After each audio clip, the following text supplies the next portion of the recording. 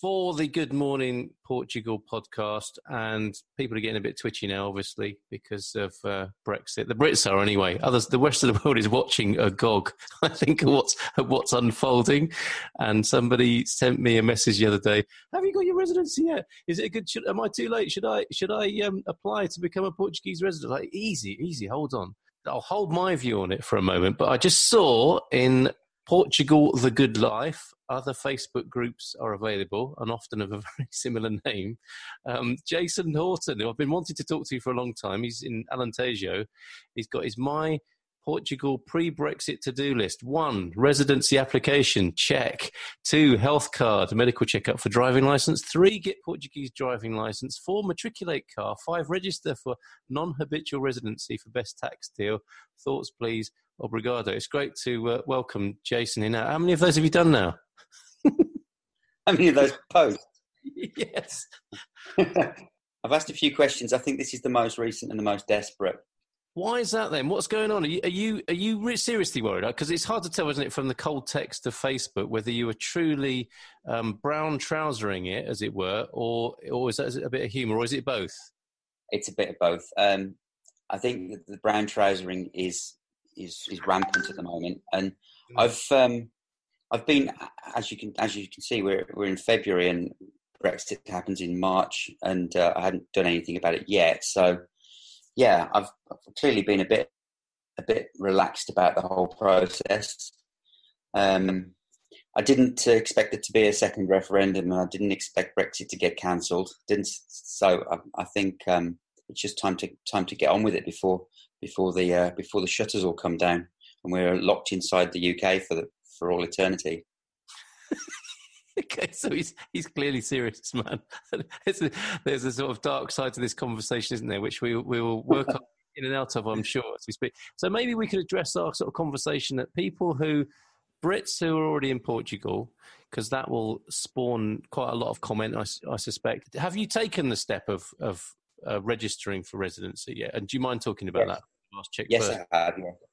That was, the checklist you see is pretty much what I've got in my head. Just to sort of like full disclosure, I am absolutely hopeless at personal admin, and that's why I'm so late with it. It also doesn't seem too complicated. Now I'm having it sort of like explained to me repeatedly by people who are better at this sort of thing. Yeah, the first step that I found on websites was go to your local junta and get a proof of address. Then you go to the camera and get your temporary residency application, which gives you a 5-year residency in Portugal. 4.5 years into it, you're supposed to then apply for your 10-year permanent residency. That's my understanding of it. I could be wrong, but that's my understanding of it. So far, I've taken the steps of getting my application in at the camera, and I've now got about a week to wait, they told me, until I get my my certificate of residency, a 5-year certificate. Nice one. Yeah, we've been on a similar process. I think that's right. You go to your locality, don't you, the municipality, to get, or the most immediate kind of officialdom gives you an attestado, and then you go to the next level, don't you, with the attestado, who gives you the certificate, which I'm sure you'll get by the sound of it. And the problem with it, as far as we understand and have experienced, is that people are often sure not quite what to do, and it can vary. And it is difficult for people like us, Jason, I think, who aren't too keen on form filling in and personal. How did you describe personal paperwork? I know exactly what you mean. And if you're not up for that, you have to really, it's a real act of will, isn't it, to engage with the Portuguese bureaucracy. And there's also the big question of, what does that leave? What's my status in the UK? Could I still get, what happens to the pensions, National Health Service? Do I have to give up my driver's license? Do I have to tell my bank? Do I have to close my UK bank account? There's a lot of questions I'm still pretty vague about. And I think that's one of the reasons as well. It's like I think it's hard for British people, or probably other countries too, to just sort of cut the strings with the UK as it's there. It's not a great system, but it's the one they know best. Yeah, totally agree. And I think what I've learned here, I don't know if you'd agree with this, is that there are no definitive answers. There are lots of definite possibilities about what you have to do. And there is no alternative to just engaging and trying to do what you think you're supposed to do, and then facing the reality of that on a day-to-day basis. And that will be one of my sort of best bits of advice to a Brit or anybody coming to Portugal, is that you are in a new land and you do have to run that gauntlet. And there's probably, if you're not cut out for that, or that would cause you anxiety, it's probably best not to do it. Would you agree? Yeah, I think I would. I think that you've got to sooner or later face up to some of it, and now I'm getting on with it. And as I say, now I'm kind of got my head in that place, and I'm saying, okay, there's only a month to go. I'm going to tackle all of this at once. I'm not just going to get my residency and then leave everything else. I'm going to get my health card. I'm going to get my driver's license. I'm going to get my car matriculated, because I know myself these were all things that I would, if all the residency was all that was required, I'd just all these other things slide. But seeing as we're doing Brexit and that's happening and there's not really any way out of it, then let's just sort of like grasp the nettle and crack on with it. Yeah, absolutely. So let's just check out some of these other things you were talking about. Health card, what's that? What do you mean by that exactly? What, going to the local surgery and registering? Exactly. Yeah, I guess that just means that you have to once you've got your residency, you can then get yourself some kind of health card that entitles you to treatment under the Portuguese national health system. Is that right? Is there a health system? There is, and I think, I mean, with the E111, as it used to be called, I think the kind of agreement between EU countries is it's not a problem to show up, and often people don't get. You hear this, that people don't get charged for. It's like being in America, where the first thing you have to present is a credit card to whatever your state of health. People are brilliant here, in my experience of going to the hospitals. The other precaution we've taken is to take out a health insurance thing with our bank. So that is another thing worth considering for people. But yeah, I've been advised that, and it sounds like a good advice. But it's not mandatory, because someone told me that it was mandatory, and then someone else told me it wasn't. So it's not, right? I think it's not mandatory, and we appeal to people listening to this subsequently to and this will be the definite possibility thing that I mentioned before, is that people say, yes, that's right, and then someone else straight away say, no, that's wrong. But my understanding is you don't have to have it. You don't have to have medical insurance. You can use the public health system, and as often is the case, when people need people, and this is what we've experienced in Portugal, people are absolutely lovely in these medical situations we've been in, and they're not talking about the money first, and they're not demanding to see a credit card. And there are small charges. They're a little bit ahead here of the NHS system that's beginning to charge people for things, with prescriptions and tests and so on. And there are small charges for some sort of examinations and procedures, but they are pretty tiny. I mean, it's all relative, I suppose. But my experience, I like small charges. Small charges are best, aren't they? But that's the other thing. If you're used to the NHS system, if you've grown up with that and you've never paid for anything, it will be a little bit of a wake-up call to start to pay for some things. And then the idea of buying medical insurance. We've got something that's about €50 a month that covers the four of us, 2 adults and 2 children. And I don't understand a word of it. And I just bought it on a kind of superstitious basis that it might be useful one day, because a lady told us when my wife was pregnant that our bill that we had for a diagnosis, or it's not called a diagnosis here, the consultation would have been half the price if we'd produced a medical card, a private insurance medical card. And Medis is the system we've got. Seems fine, and it's one of those things where you hope you don't have to use anyway. So we've subscribed on a subscription basis. Okay, let's move on your list. Get Portuguese drivers. Now this is a real minefield, isn't it? If you go onto any of the forums, Facebook groups, it's complicated. Yeah, it just goes mad, doesn't it? Is what you should and shouldn't do, and what you should have to do, and what you don't have to do. What's your understanding of the Portuguese driver's license situation? Okay, well, from what I gather is, if as soon as you've done your registration for residency, your application for residency, you've then got 90 working days, that is, window to get your UK driver's license swapped over for a Portuguese driver's license. And to do that, all you need is a medical checkup in Portugal to say that you've got a clean bill of health and your driver's license, and then you should be able to get it swapped over. If you leave it longer than 90 days, or after Brexit possibly, you might be looking at having to resit your driving test in Portugal in Portuguese, which I'm quite sure I would fail. So, Okay, that does sound like the beginning of a Richard Curtis comedy movie, doesn't it? and on that note, are Portuguese drivers required to demonstrate during their driving test that they're able to drive closer than 6 inches behind your rear bumper? Because that's the main thing I've noticed about Portugal, is that tailgating is a national sport. Yes, you probably have to do a time trial of that, don't you? You have to follow somebody for a kilometre at that distance and then suddenly disappear. Because that's what I noticed. I'm thinking, oh my God, there's someone behind me. I'm going quite fast. They're going quite fast, 6 inches behind me. And then I suddenly look behind and they've disappeared. I don't know if you've seen Terrifying. that. Right.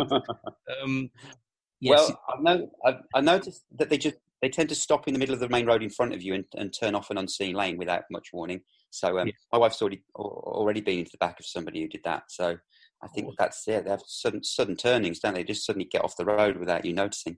Yep. And also the other thing of driving in the middle of the road. Now, these are cultural differences, which we're making light of because we're a little bit uncomfortable about them. That's what humour's for, I think.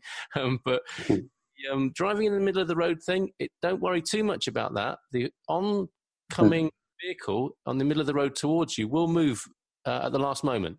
Is that your experience as well, Jason?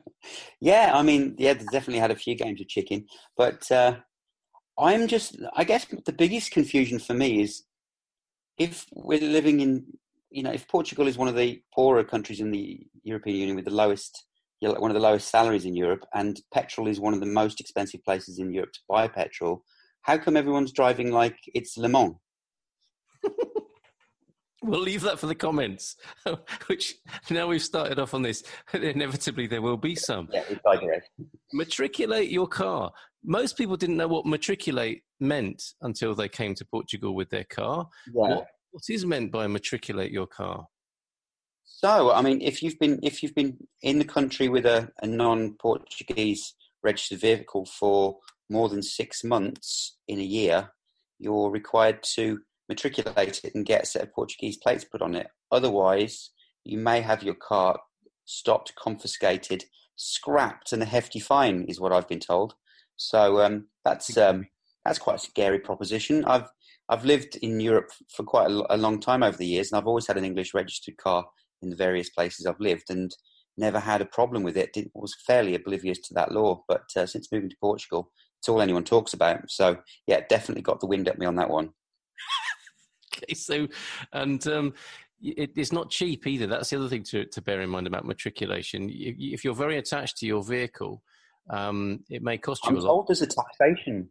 I'm told there's a tax-free thing for new residence applications. Oh, is that right? Okay, so further intrigue. Again, I heard I hear you've got a short window. It might be 90 days to do it after you've done your application and your residency, and then you get a waiver on the tax. Which, if that's the case, happy days. Oh, wow, I'd not heard of that. Okay, that's worth looking into then. So once you've registered for the residencia, you don't have to pay a kind of big levy on making your car Portuguese plated. No, I'm guessing there's probably going to be a few fees, but I've also been told that there are Portuguese people who are much better at this sort of administrative stuff, take on the matriculation job for you for a small fee. So that's the route I'm going down. Okay, all right. Yes, and the same is true, just thinking back there with getting a Portuguese driving licence, is there are driving schools who operate in much the same way as well, because you could need to have a few lessons, I think. And as well as teaching you, they will give you they'll give you some help on the process as well, which is worth its weight in gold, I think. Anybody who will help you from the inside. Wow. Yeah, it's worth embracing physically and administratively. And so if it hasn't been complicated enough already, let's now look at taxation. And you were saying, number 5, register as NHR for best tax deal. That means non-habitual resident, doesn't it, an NHR? Do you believe that to be the best option? To be honest, I've got very little idea about this. This is the last on the list, and it's the one I know least about. And I have heard the term, the golden visa term being swung around, but I've also been told you have to have pots of cash to qualify for that. I certainly don't have pots of cash. I have heard the NHR is a good option where you basically get a really good tax deal as a new resident, because you don't have to pay tax on income earned outside of Portugal, providing you're paying it somewhere else in the country of origin, I think. And so you'd only have, I think for me, if I'm self-employed paying my taxes in the UK, that's quite a good tax rate. So it seemed like a good option. But then again, I'm also a bit baffled by will that still be legal for me to be paying UK taxes if I'm not living in the UK? Do I have to go on to non-habitual resident status in the UK as well? It seems like a bit of a minefield. So yeah, I'm completely baffled and would appreciate any tips. All right, in the comments for that then, what I can say about the Golden Visa is that it requires an investment of €500,000. Usually, he's disqualified himself from that. That's usually into property, but I also believe you can invest that into a business as well, particularly of a kind of tech or eco kind, which is quite a nice thing to quite a nice way of doing that, I think, particularly if you're the tech company or eco company who would benefit from somebody investing €500,000 into you.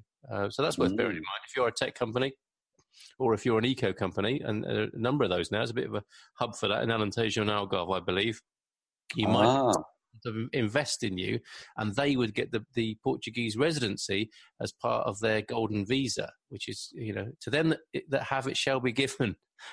It would appear with the golden visa. And with the taxation thing, NHR is worth looking into for sure. And also, I'm in the process, my wife and I, we want to pay tax here. It just feels like the kind of right thing to do is become Portuguese citizens ultimately and to begin to pay tax. Yeah. And there's quite a nice system of, I think it's called like the green invoice or something, because originally it was literally green invoices. And this is also an electronic system, so you can raise invoices online and you pay quite I think a reasonable rate of tax, but you also get a lot of reliefs. And something else to mention here, have you got your NIF number, Jason? I sure do. That's the first thing I got along with the bank account. Us too. So you have got a bank account and you've got NIFs. Why did you do that so quickly? Necessity. To buy a property, because the first thing we did was buy a property here. Right. And we needed the NIF and the bank account for that. So yeah, that was the first thing we did. Yeah. So as far as the property goes, I work freelance, self-employed freelancer, sort of doing bits and bobs all over the place in Europe, but not inside Portugal. And in Portugal, we've got our property that we'd eventually start turning into a going concern and a business, and yeah, of course, paying taxes on that in Portugal. And to be honest, I'd like to know more about what your citizen and your taxing, because if the tax is comparable to the UK, then I'll be more than happy to pay my taxes in Portugal, as I don't live in the UK. It's just about wanting to be legal and at the same time wanting to make a contribution, but at the same time also, do what's economically expedient, shall we say. Yes, absolutely. As is usually the case with taxation, isn't it? The advice, I think, with taxation is to get a word of mouth referral on a good accountant. And I believe that's what we've done. Mm-hmm. And obviously, working with that person, time will tell whether they are the right choice. But it's one of those things, isn't it, that I don't think you can hope to do alone, really, to approach. I mean, my experience of the Finances office and trying to raise invoices independently took quite a battering. So I just decided it's best to go with a good word of mouth recommendation of an accountant. If somebody wants more recommendation, I'd be glad to give it. Someone based in central Portugal is happy to represent people all over the place. But obviously, you want someone quite close to you as well, I guess, as well. I would. I definitely would probably get an accountant too if I was going that way, because as you say, if you've got a business that requires sending more than a few invoices every year, then you're probably better off with an accountant, especially someone who knows the system. I'd recommend it, and also the NIF number, the fiscal number. This is something you'll notice when you're in Portugal. You go to pay for something in a supermarket, for example, and they say contribuinte, don't they? Your contribution number, your fiscal number.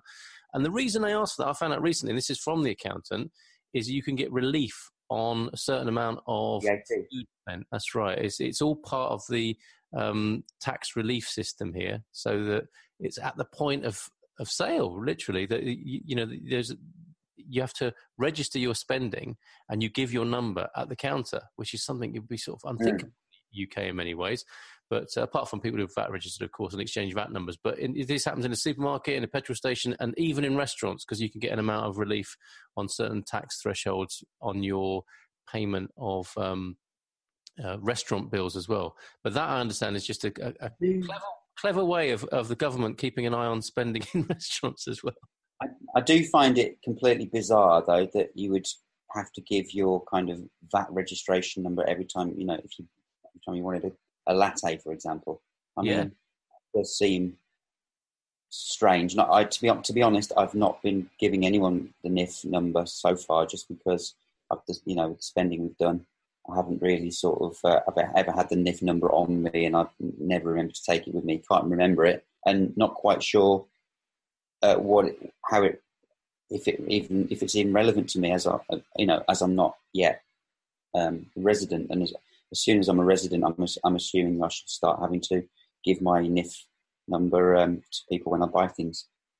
Well, I think it's to get the relief. It's to get the tax relief. I've noticed that locals often don't. They would just sort of turn their nose up at the cashier, who I think is legally responsible to ask them, but not everybody coughs it up. So, no one seems surprised when I say I haven't got a NIF number. Let's put it that way. That's right. They don't press a button underneath the counter or anything like that, fortunately. This has been pretty heavy so far in many ways.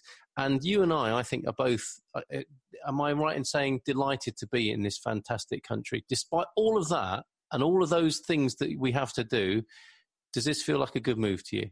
Oh, gosh, yeah. Over the moon. It's been like about a year and a half since we moved here. And I lived in France for quite a few years before that. And I've lived in Austria before that. I mean, besides the countryside and the climate, obviously, you can't fault it. Only got good things to say so far about the people, So just a generally laid back and friendly, and none of the arrogance you get from the French, and none of the sort of shouty order givers of the Austrians, and it's. So far, so good. Yes. So some generalisations there about different countries. Sorry about that. Not at all. So you're entitled to your opinion. It's just I've got lots of wonderful people who are French, friends of mine, and lots of wonderful Austrians in my life too. I'm only really talking about the people I don't know from those countries, not the ones I do know. Of course, some of your best friends are French and Austrian, naturally. Naturally. Have you got a business you want to shout out and promote as well? We've got a lovely piece of land here, and when we first got here, it was like, right, we're going to start an eco resort. We'll be up and running within 6 months, and now it's like 18 months down the line. We're like, yeah, right. Where did we start with the eco resort? So it's evolving, put it that way, and I'm still not 100% sure the shape it'll take, but that's what we want to do. We love it here, and we love having a big place. We bought a big piece of land, and we're looking forward to sharing that with lots of old friends and new friends. So, and guests, paying guests, of course, eventually. But that's not the immediate priority for us, because we both, like I said, myself and my wife both keep on doing the day job to sort of like pay for the fixing up and renovations that are ongoing at the moment. Right, and are you a workaway or woofing venue? Yeah, I'm a veteran of workawaying by now. We started in March, and we've had over 20, 25 people come now, and that's been the biggest. I wasn't even aware of workaway when we moved to Portugal. I was just sort of standing there on this big piece of land going like, how the hell are we going to get this job done? And then workaway came along, and it's been an absolute game changer. So unhesitatingly recommend workaways. It's fantastic. The people who've come and stay with us have been brilliant. We haven't had a bad experience, and we've had so many great experiences, like-minded souls from all over the world. And it's absolutely amazing what you give them a place to stay and a bit of food, and they give you a few hours of the day, and you usually share, they usually share your passion for what we're doing here. And that's the best thing, like people here are just, they roll their sleeves up and they absolutely, love what we're doing. They get stuck in. They're into permaculture. They're into eco-living. They're into self-sufficiency, homesteading. And if you want to go and work with Jason, who's obviously a really nice, funny fella, French and Austrian people most welcome as well on this particular... What's the best way to get in touch with you, Jason, and your homestead there? If you're looking to work away, get onto workaway.com, and we're based in the Zambugera de Mar, Alentejo region. So you'll probably find our profile on there. And yeah, I'll be popping up regularly on the Pure Portugal Facebook group, making inflammatory anti-Brexit posts and getting kicked off, winding up grumpy expats. And yeah, that's probably the best way to get hold of me. Fantastic. Looking forward to more of your confrontations. Thank you so much, Jason. It's been a pleasure, Carl. Cheers.